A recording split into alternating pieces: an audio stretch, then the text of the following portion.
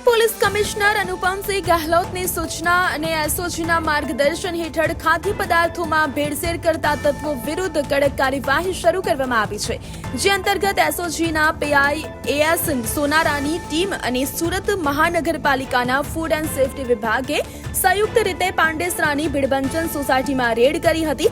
તપાસ દરમિયાન ગાડા નંબર 278 માંથી મનુષ્યના આરોગ્યને નુકસાન પહોંચાડી શકે તેવું 1401 કિલોગ્રામ શંકાસ્પદ પનીર મળી આવ્યું હતું, જેની અંદાજિત કિંમત 3,08,220 થાય છે। પોલીસે આ મામલે કારખાનાના માલિક મહેશકુમાર પૂર્ણાશંકર શર્મા વિરુદ્ધ કાયદેસરની કાર્યવાહી હાથ ધરી છે અને પનીરના સેમ્પલ લઈ વધુ તપાસ અર્થે મોકલી આપ્યા છે। 1401 કિલોગ્રામ શંકાસ્પદ પનીરનો જથ્થો ઝડપાયો છે। આ પામ ઓઇલથી બનેલું એનાલોગસ પનીર છે, જેનું એની પાસે લાયસન્સ પણ નહોતું।